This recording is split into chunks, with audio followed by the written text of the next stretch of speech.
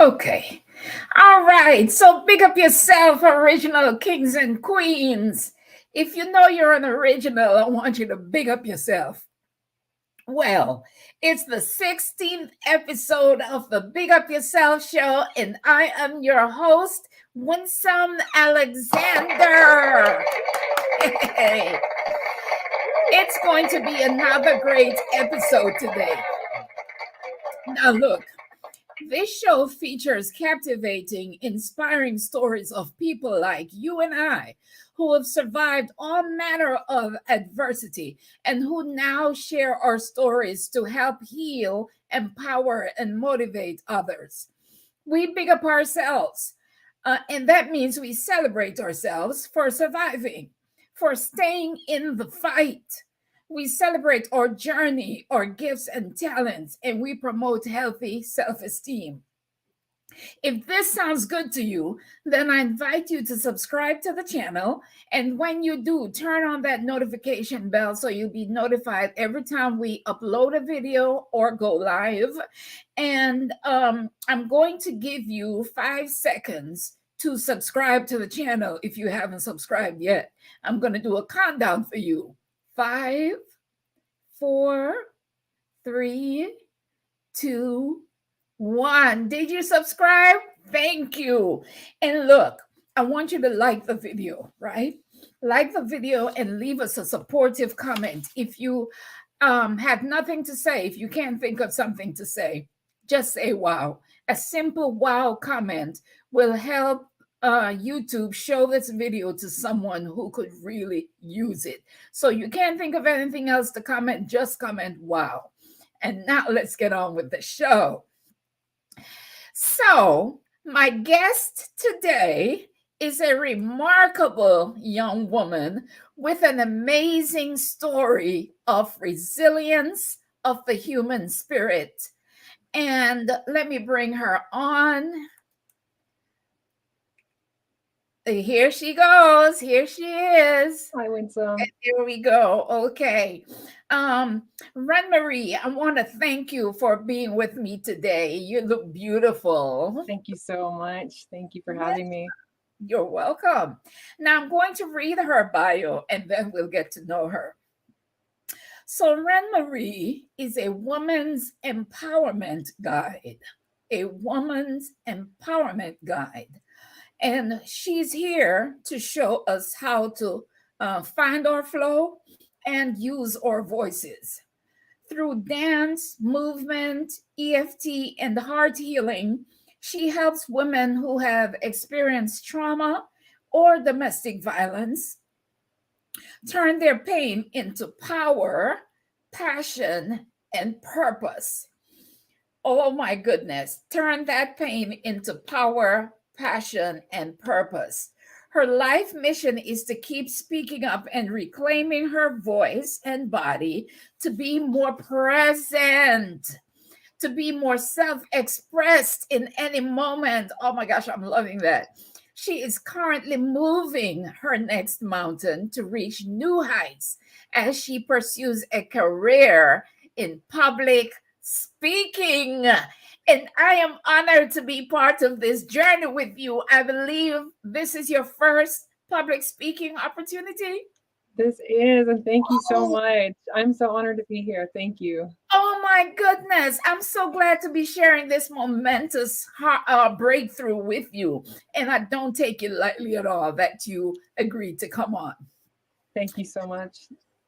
When I'm sorry. I was so surprised when you reached out, and I was like, this is a sign from God that this is the right path, joining up with the Lisa Nichols program. So thank you for that. It was like confirmation that I needed. So, yes. And you are so inspiring and empowering yourself. So I really am so honored to be here with you.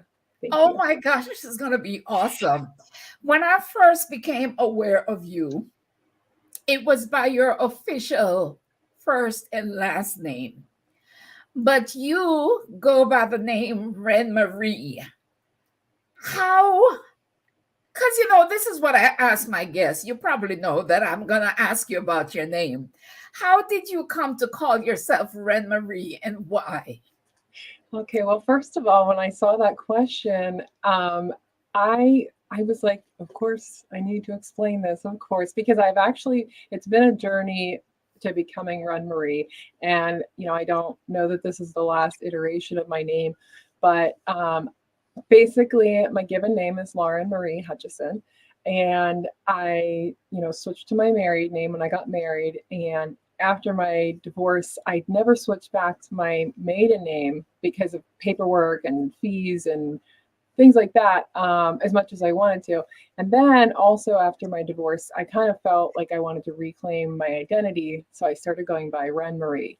Another thing is with Lauren, everyone mispronounces it as Lauren, which really, really bothered me growing up. And my family they're the only people who say it correctly. So I still allow them to call me Lauren because I love when they say it correctly. Okay, so wait, wait a minute.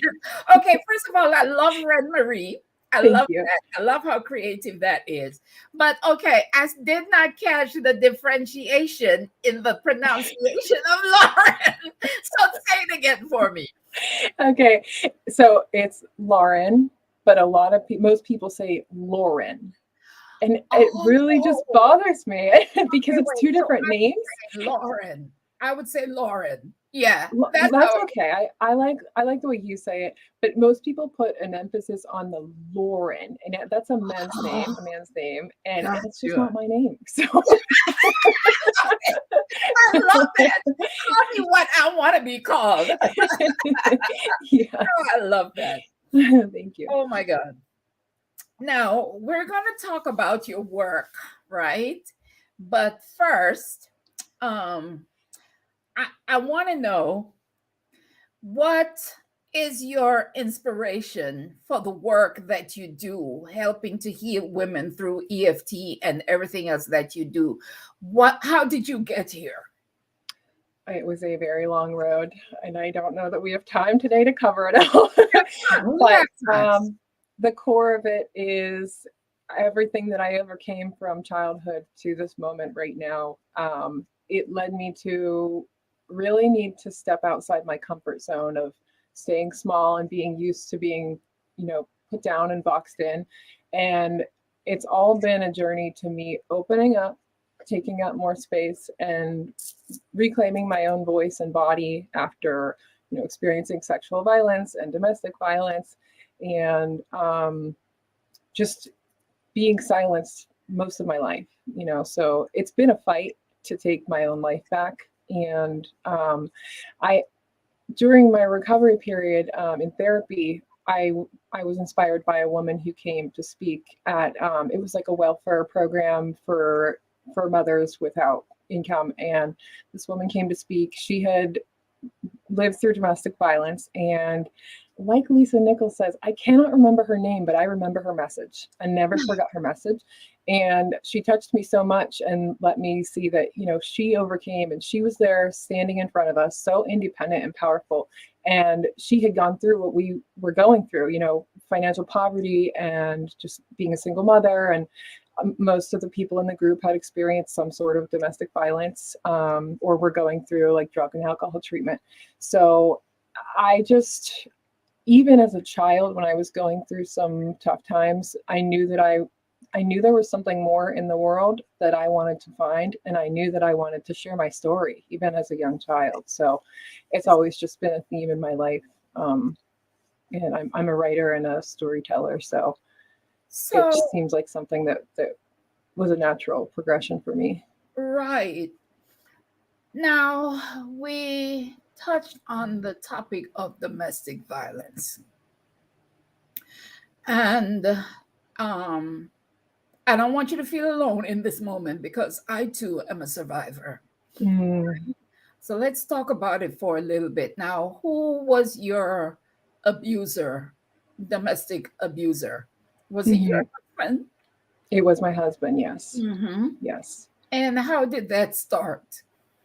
Well, I think it really started even before I met him because the way that I grew up, I was I was very depressed, and I was already very broken and insecure, and I had very low self-esteem. And then right after high school, I got pregnant.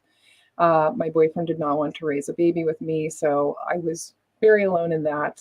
My friends left with him, basically. So I felt very abandoned. And I ended up wanting to go and sort of start fresh and new. So I moved across the country from the East Coast to the West Coast to live with my sister-in-law, where her friend introduced me to the man that I married. And so the reason I feel like it started even before I met him was, like I said, I was not in a good headspace. I didn't have personal power. I wasn't connected with my body to even recognize how I was feeling, or like now I feel very intuitive, and I don't think I'd be as susceptible to that sort of thing. But so that's how it began. And there was quite a journey during our marriage of how things unfolded, and it was like one thing after another that actually led to the violence. Did he first start with verbal abuse?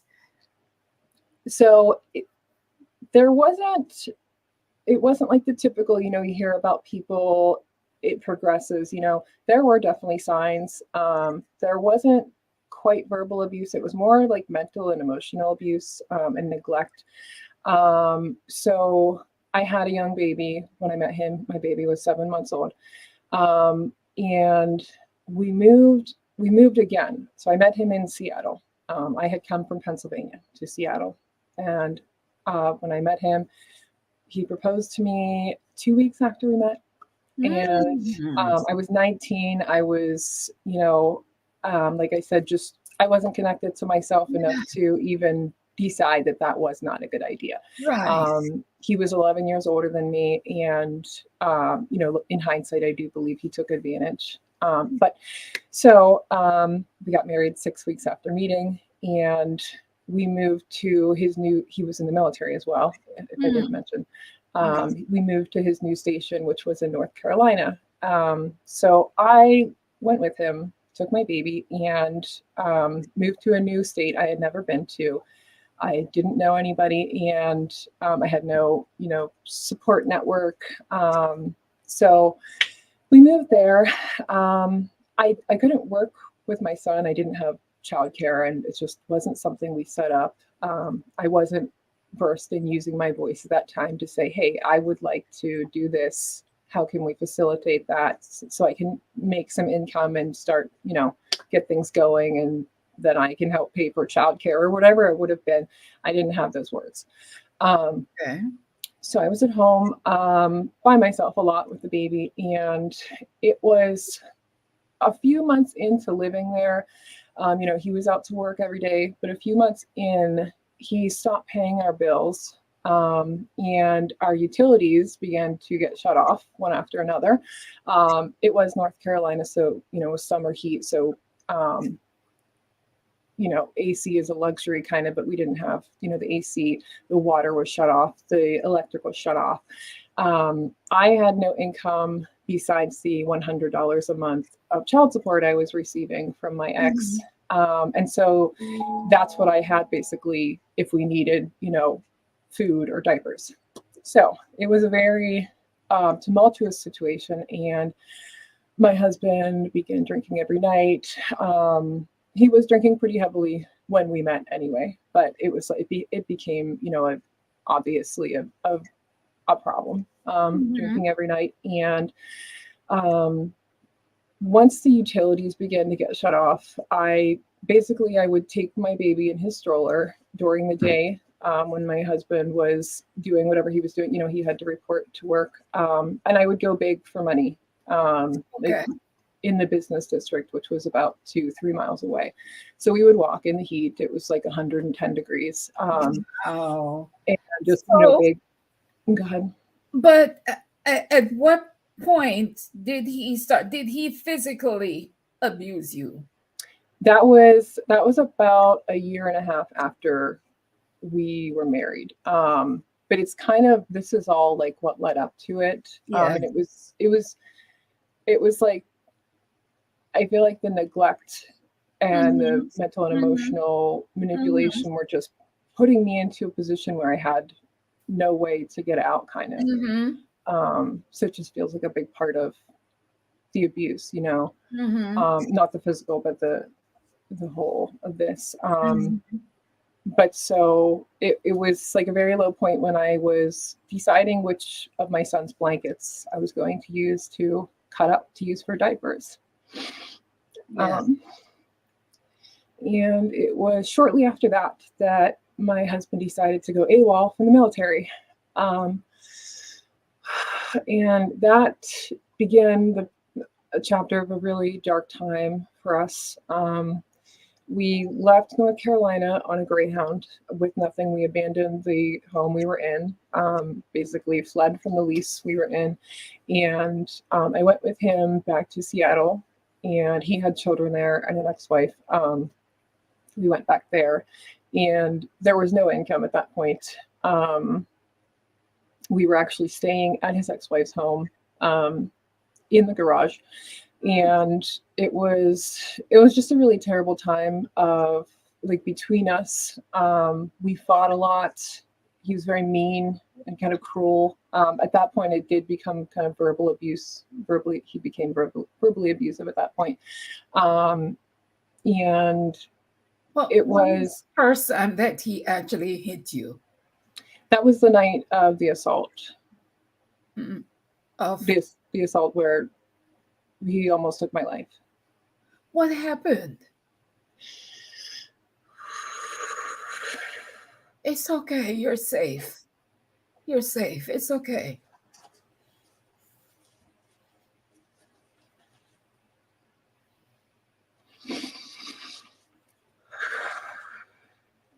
You're safe, and it's important to talk about it. Yes, thank you. I need some water.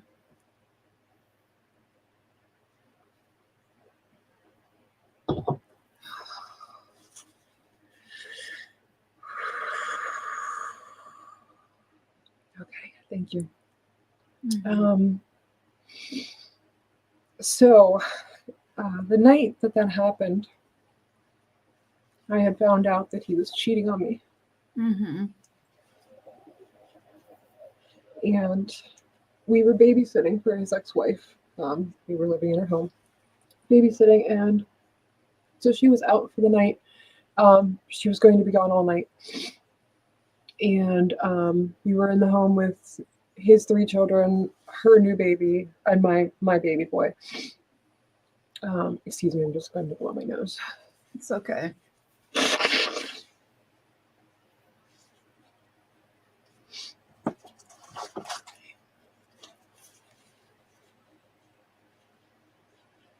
Okay, thank you. So I confronted him about the cheating. I asked him, what was going on. Basically, I had seen emails on our shared computer, and realized that he was cheating on me actively with one of his friend's wives, actually. And I confronted him, and basically right after I confronted him, he started yelling at me. He was drunk, and he just began to basically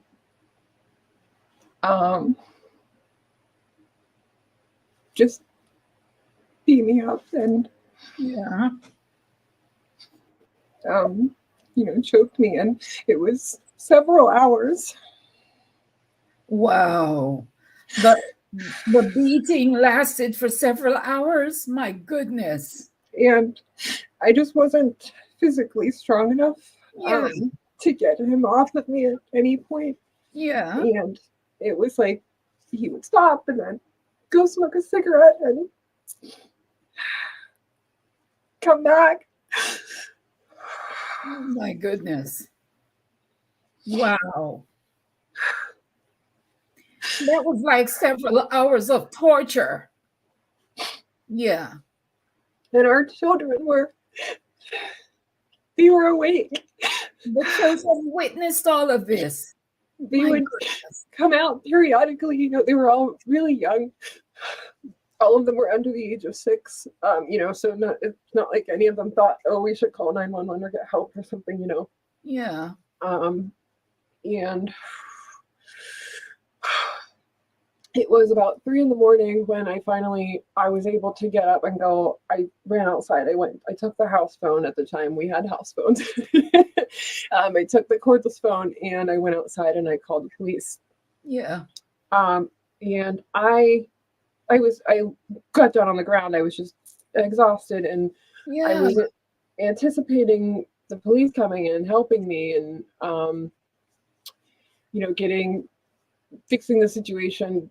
And so what happened next was a whole other horrible experience. Mhm. We were on a military base, so it was military police that came, and Oh. all I can say is basically it was like a boys' club mentality. Yeah.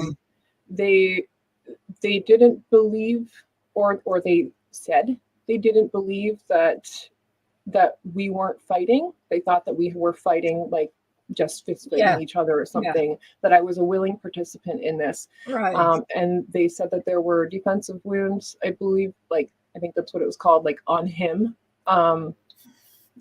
And it was like 2 hours of interrogation, basically.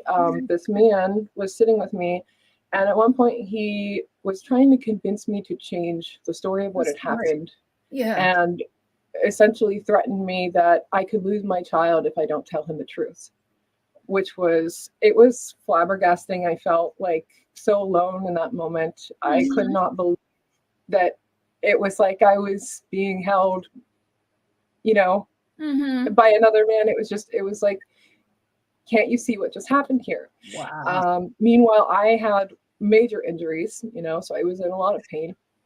And what ended up happening was the MP, military police, arrested both of us. What? Yeah. While you were in pain and with bruises and everything, Mm-hmm. they arrested both of you. Mm-hmm. Oh, what an injustice. Mm-hmm. So that was What happened to the horrible. children? What? So at that point, they had called the ex-wife, and she came home. I was we were put into two separate police cars, and I just remember screaming my son's name. Oh my goodness. Wow. I didn't really know the ex-wife that well. Yeah. I mean, she had children, and I think she was a good mom, but to have my son left. Yeah. Mm, mm, mm. Wow. What a horrible night.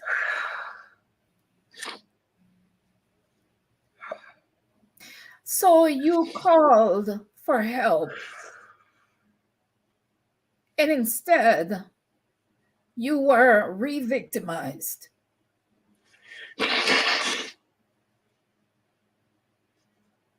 and arrested by the people that you called for help.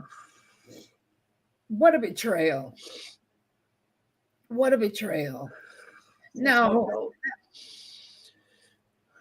that was a lot to go through. And thank God that you made it out alive, because that could have gone horribly, horribly.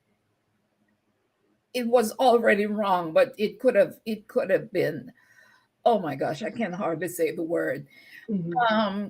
So I can imagine domestic violence can leave you feeling powerless and unable to speak up for yourself, and can steal your self-esteem. And by the way, guys, I created a free ebook titled How to Celebrate Yourself, Become Assertive, Make Friends, and Build Healthy Self-Esteem. Um, the link is in the description box.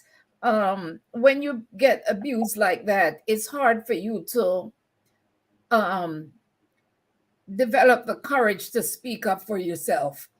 And becoming assertive can be like a mountain. So that book can help you and help someone become more assertive. I would And love to read that. you might want to share that with your clients as well Mhm. to help them become assertive, build healthy self esteem, make friends, and learn to celebrate themselves. Mhm. Now, my goodness, that was horrible. That was horrible. I thank God that you have the strength to be here today to share with. Thank you so much. Thank you. Now, I might say, okay, in preparing for this talk today, we touched on the issue of Mhm. suicide attempts. You attempted suicide how many times? Twice. It was almost a third time, but thankfully I was kind of, I want to say I had healed a little bit to recognize that that's not what I wanted to do, but I did want to do it that third time. What happened the first time? I was 13 actually the first time, and I swallowed an entire bottle of Tylenol, thinking that that would end it. I woke up the next day just fine. Thankfully, I did, but and I never told anybody in the house that happened. But so that was my first attempt, and at the time I was self-harming. I was cutting, and I had an eating disorder that was a form of self-harm, really. Yeah. So that was the Yeah. first time.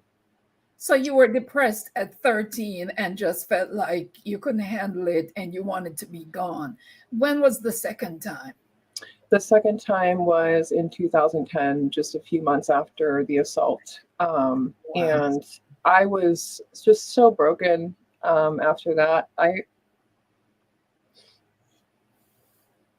Mm-hmm. I was really already broken when I went into that marriage, but Mm-hmm. after that marriage, I just was so low. Mm-hmm.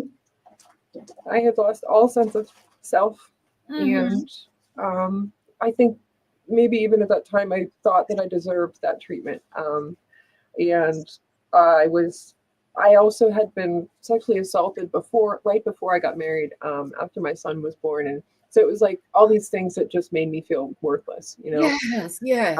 that I took on myself rather than blame the abuser. Right.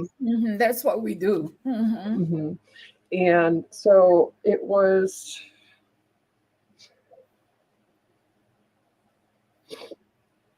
actually Mother's Day, Oh, wow. and I thought that my son would be better off Yes. without me. Mm-hmm. Mm-hmm.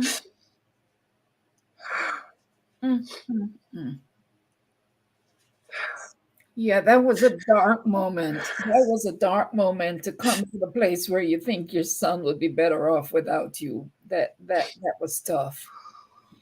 Oh, and so did you take pills again? I did. At that time, I was heavily medicated after the the assault. Yes. That led me to get mental health treatment that I desperately needed. But they didn't know what was wrong with me. I was diagnosed bipolar, with chronic depression, and so I was prescribed like 9 different medications. Wow. Again, not knowing to advocate for myself, not knowing to research these things, and just blindly taking these medications. Right. Um, which there was some really heavy drugs in there, lithium and Seroquel, and those Seroquel can really increase your mental, um, like your mental clarity is actually reduced. I'm not sure how to say it, but it actually can contribute to like suicidal feelings and things, Okay. as well as apparently being able to help people. But it was a very heavy drug to be on, and so I actually had eaten all of those medications, All of and them, the all of whole them, 9 everything, sets of medicine. You took everything, all of and mhm, them. everything. Um, and I was at my friend's house, and I was out laying in the grass, and there was some dandelions in front of me that I noticed after a while. And my little son, he would always give me dandelions. And when I saw that dandelion, I just was like, what have I done? Wow.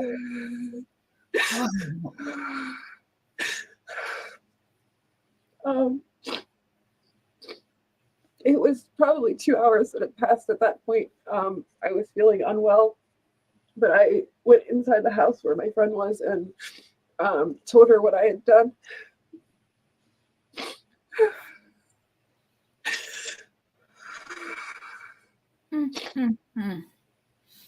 And she called 911. She did. So you get to the hospital and they probably gave you charcoal and stuff. They did, and I have never seen so much vomit in my life. My mother and father came to the hospital. I just remember the looks on their faces. Yeah. They were so confused and so, hurt. Yeah. And I didn't get to see my son for a few weeks because I was, 302'd into the psych ward. After that, how long did you stay in the psych ward? It was 11 days that time. This is such a familiar story, and I don't want to make it about me at all, but I'd love to hear, please. Been there. No, this is your time. But been there.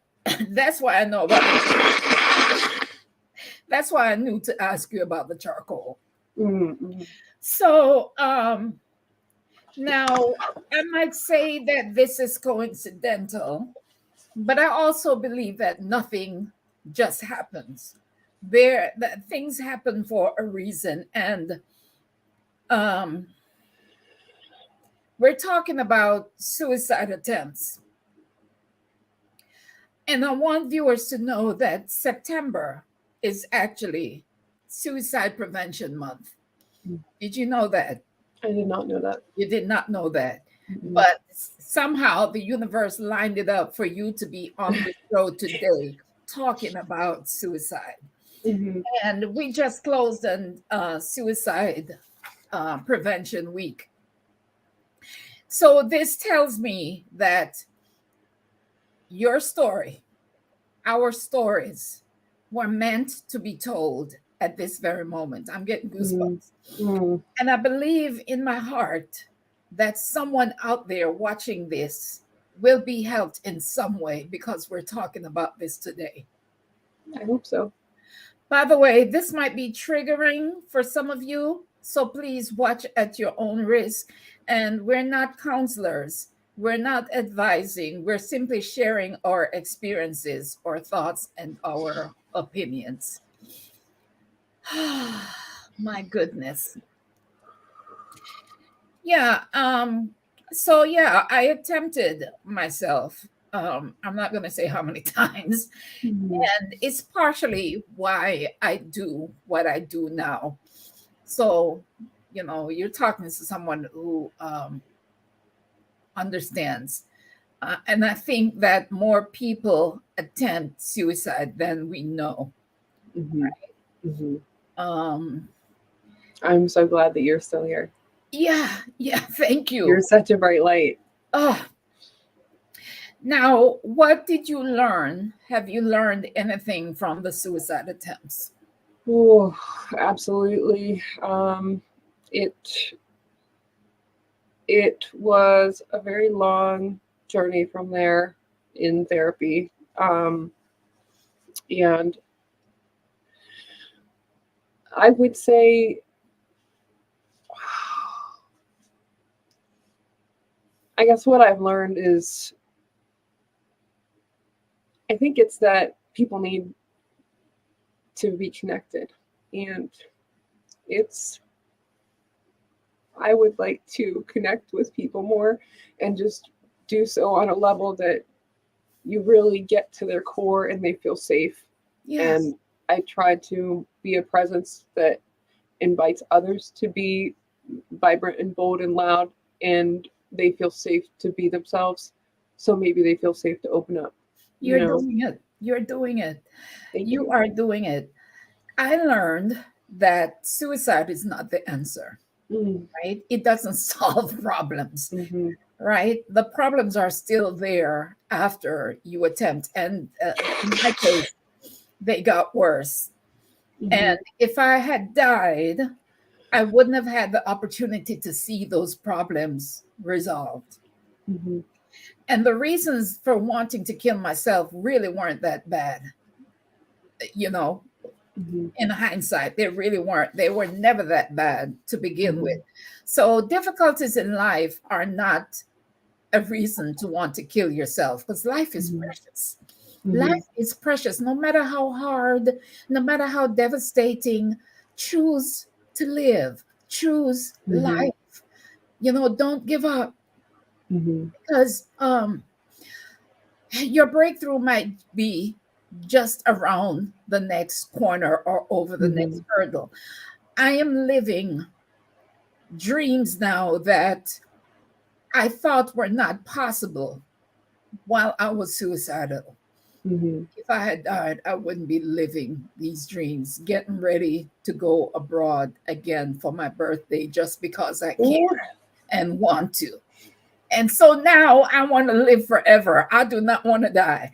I wish I had more time, because there's so much more I want to accomplish and so much more I want to Mhm. do. I want to reach my full potential. I do not want to Mhm. die. And I know I would never attempt suicide again, no Mhm. matter how hard life gets. Mhm.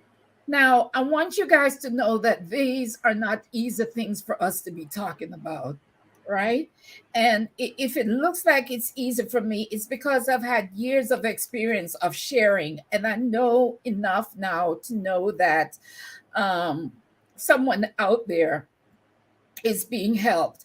But there's always the worry that I could be judged. And it takes tremendous strength and courage for Ren Marie to sit here and bare her soul. But Ren Marie, you have a calling on your life, Thank and you. this is the sacrifice you make for your calling. And this is you doing the work that you're called to do. And unfortunately, we have to go through these things to be able to empathize with someone else, to be able to bring the healing. And part of your work is speaking out publicly to help yourself and others overcome. So let's celebrate your courage. I have some wine. I've got my water here. The water. Cheers. Perfect. Here's to Cheers. your courage. Thank you. Cheers. Cheers to your courage. I love cheers. I love it. So thank you. Yes, I cheers all the time. And guys, I want to encourage you to leave a supportive comment, some supportive, encouraging comment for Ren Marie. Now, in 2021, an estimated 12.3 million American adults seriously thought about suicide. 12.3 million. 3.5 planned a suicide attempt, and 1.7 million actually attempted suicide. Suicide affects everyone, men, women, from all walks of life, all ages. And so there is a suicide prevention hotline, and it is 1-800-273-TALK. That's 800-273-TALK. And there is a suicide and crisis lifeline, and it is 988. If you are anyone that you know is thinking about suicide. So leave a comment again for Ren Marie. Let her know how brave she is, and share this video with someone if you know someone who has attempted suicide. Now, let me ask you this. How did you discover the healing power of dance? And what was the turning point that made you realize the potential of dance in your recovery? Mhm. Okay, so, well, first I want to just second what you said about wanting to live forever and live a full life. Yes. And I have Yes. to share, I don't know if it'll be backwards, but I got live life tattooed on Oh, my wrist. I love it. I love it. That's This amazing. was, yeah, I had my wedding ring tattooed there. And after the divorce, I was like, no. So we got live life tattooed over that. So just a reminder for Yay. myself. I love Um, that. Yes, Thank you. life. Thank you. So I actually started dancing. So my mother didn't know how to help me after, I came back from Seattle and after the domestic violence and the suicide attempts. And I spent 2 years in bed at her house, basically, and I only would leave for therapy. And so she did what she could by researching on the internet, what kind of foods help with depression and things. She would give me lists of like, eat broccoli and spinach, and these vitamins really are supposed to impact the brain and help it heal. And, that was her way of helping. And it was, I really appreciate that. But two of the things she suggested, one was yoga, because I had developed chronic back pain after the assault, which I still have today. And so she suggested yoga for the back pain and to, help keep my muscles moving and hope, maybe heal the injuries. So I started going to yoga because she suggested it. I actually started at home. I had really bad social anxiety at that point, and it was hard for me to be around, groups of people. So I started doing yoga. And then later on, she showed me an article where there was some scientific research that showed that dancing actually helps to cope with depression, and it can actually heal your brain, like from trauma and things. Wow. So I started taking a dance class. That was one of my first ventures out into public again after, everything had happened. And it was a major thing for me to leave the house and to go into a group of people I did not know, to go and pursue something I had never done. I didn't identify as a dancer. I actually always wanted to be one, but I feel like I'm awkward and like clunky and like I thought I had no rhythm, and so it was something to even get there, and it was a samba class, which is like all hips and like very sensual. Oh, yeah. I was like a square box. Like I was afraid to move my body, actually. Yeah.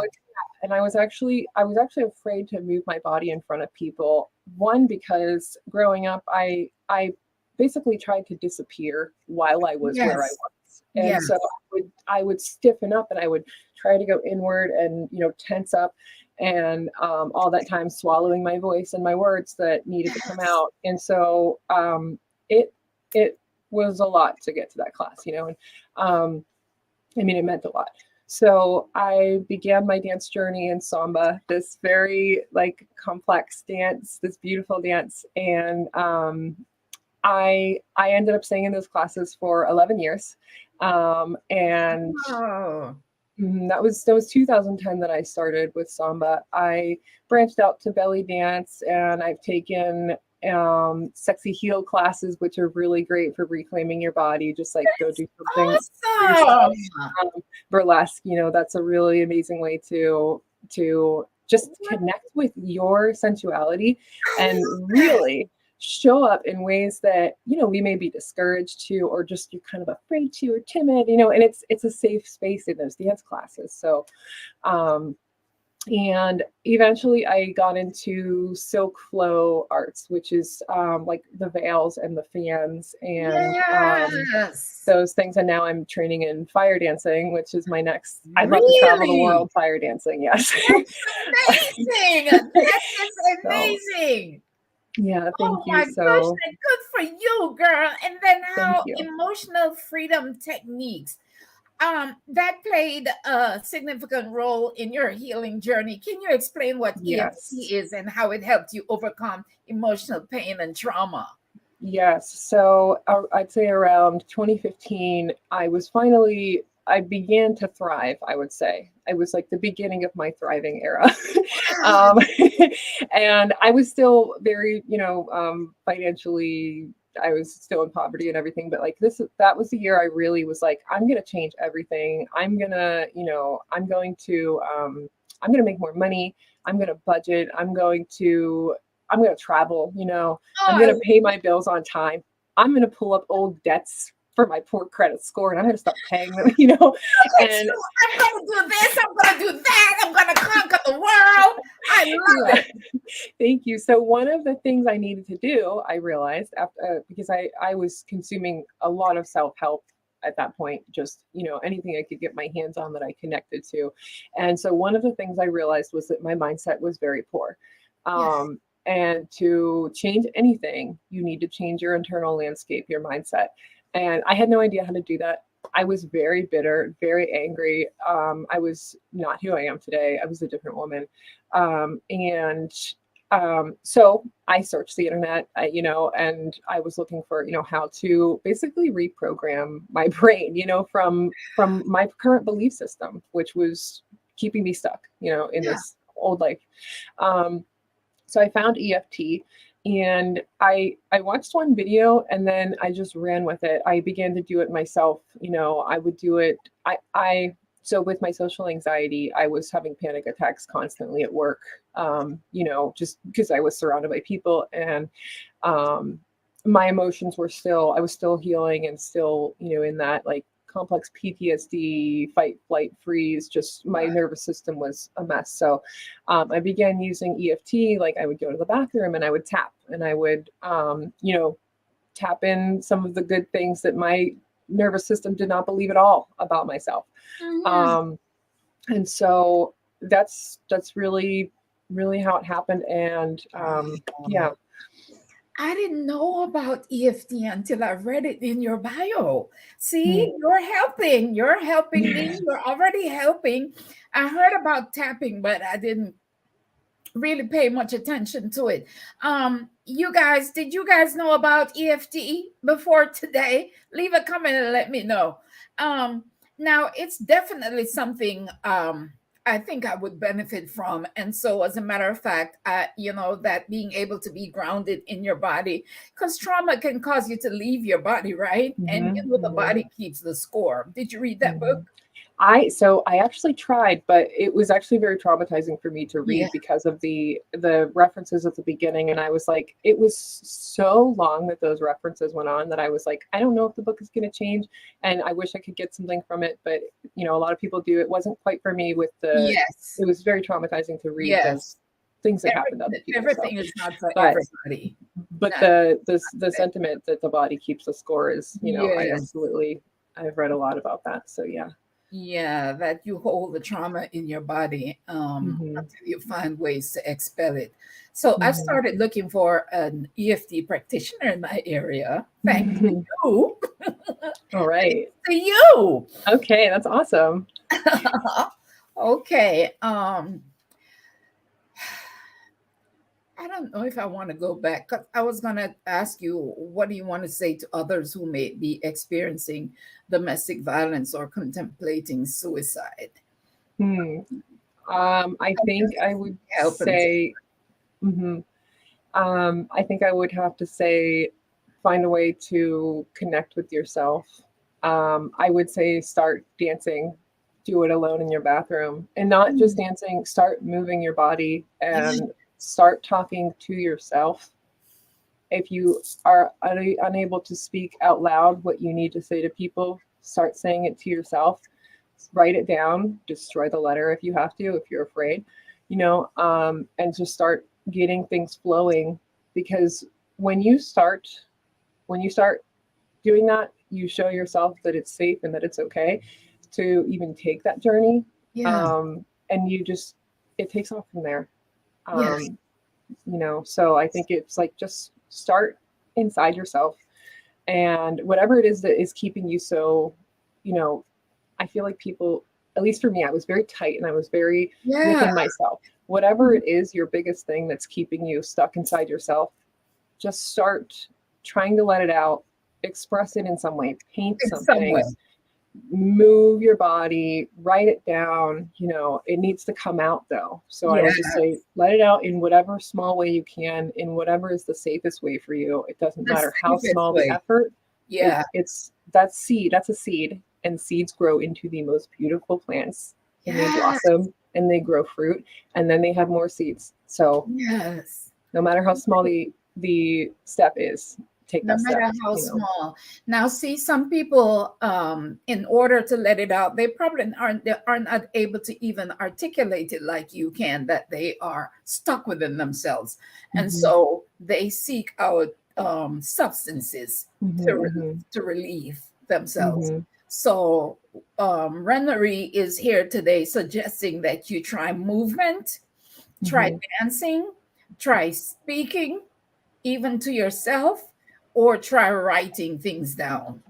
Okay. So And I'm sorry. I struggled with substances myself in the past. And one of the questions I asked myself today, if I'm like craving, like, oh, I want to have a drink, or, whatever it is, if I'm craving it, I'm in tune with myself enough, thankfully, that I like see it coming up, and I'm like, okay, what do you want to get from that? Like, what is it that you're seeking? What do you think you'll get by having that drink? And, your body will talk to you internally. It'll say, nobody recognized me for that one thing I did, and I just really wish that somebody cared, and it's, I don't know how that sounds saying it out loud, but it's like really true. Your body needs something, and you're seeking it in the substance, whether it's like, I want to have a good time. I just want to have fun. Well, how can I have fun in this moment without it? Isn't there something that surely I can do? I don't know. And it's hard when you're in that addiction, because I've been there, but that's what I do today. So you are so evolved. I am so proud of you. I'm so thank you so much by you. Thank you. So encouraged. Thank you. I feel the same way about you. Oh my goodness. Now, can you think of a pivotal moment or an experience where you felt a significant shift in your journey toward healing and self-discovery? I think you kind of mentioned it earlier. Yeah, there was a moment. You were at your mom's house and she introduced dance to you. That was your pivotal moment, right? There were been so many along the way. There have been so many. One thing that was pivotal for me in my healing was I was having those panic attacks at my job, like I said, and I truly could not function. I was not a good employee. I was calling off because I couldn't face going in there. I was calling off because I was already having a panic attack from everything in me that was unhealed, and I realized it was unmanageable. And all the self-help books and things really helped that. But one really pivotal thing was that I realized I needed a way to make income where I didn't have to be around people. And I really wanted to pursue some sort of women's empowerment work, but I wasn't there yet, so what I did was I took a job cleaning houses, which is something I never thought I would do. But I don't have a college degree, and so I took a job cleaning houses, and it ended up being just the most wonderful thing for me. Wow. I just felt like at the time I was also struggling to find meaning in my work that I was doing, because I hated it. I hated going to that job. So like I had to reframe my mindset around that job. I was processing payments. It was so tedious and annoying to me, but I thought, there's a family that made the money to write this check to pay their light bill. I remember not having lights in my house. I'm going to help them pay their light bill, So it's like, so I tried to find meaning, and the meaning I found in the cleaning work was like, I'm helping this family get their time back so that they can just enjoy their home when they get home, So that was really pivotal for me, like changing my mindset and getting into a job where, it might not be something you thought you were going to do, but it might really change your mental landscape and your ability to not be so triggered all the time, not have to face the things that are hurting you when you're still healing. So, and that led me into entrepreneurship, starting my own cleaning company, and I still work for myself doing that, among other things. But oh my gosh, Well, you make me smile. Thank you. What what projects or initiative are you currently involved in to raise awareness about, the things that you've gone through? So I'd say that I'm at the beginning. I'm planting my seeds right now. I joined up, the speaking program that Lisa Nichols has, and my goal there is I would love to go back to the women's shelters that I was in and to the welfare programs where I learned how to live a life and earn a living. And I saw that public speaker I mentioned. I want to go back there, and I would love to speak to them. I want to host budgeting workshops, and show people how to start with what they have when they only have food stamps and a cash benefit and no other income, and you feel like you can't get anywhere. So I think I'd like to just sort of start where my healing started and somehow give back there. And then I'm working on, my website to share EFT tapping programs, and just started my YouTube doing that. And then I'd like to incorporate dance in there. I didn't know you had started a YouTube channel. I started my YouTube channel because you invited me on the show, and I was like, I need to get things going. This is Yes. What is it's the name time. of your channel? It is called Flow with Ren. Flow with Ren. Yes. So you guys, Flow with Ren. Subscribe to Flow with Ren and participate, interact, like, and share, and leave comments on her videos, please. Thank you so much. Flow with Ren. Yeah, so I'm always amazed at the human capacity for compassion and the ability for us to suffer severe trauma and still show up and accomplish amazing things after going through such horrifying events. And that's why I love the word survivor, right? Because the definition of survivor is one who lives on and prospers. So you don't just get to live on, but you get to prosper, and you're definitely prospering, girl. Thank you. You and I are survivors, and I am a proud one. I am a proud survivor. Yes, as you should be. I'm proud too. I really am. Yes. You're an amazing person. Amazing. Thank you. Thank you so much. Such an inspiration. Thank you. I'm smiling really big. Yeah. Right before I came on here, I was trying to hype myself up. So I was dancing, and I put Beyond Destiny's Child Survivor on. And at the end, she's like, hope and prosperity. I was like, yes. Oh my goodness. So I just love that you said that just now. It's all coming together. Yeah. Survive to live on and prosper. Yes. Now, Marie, it is your desire to be a public speaker.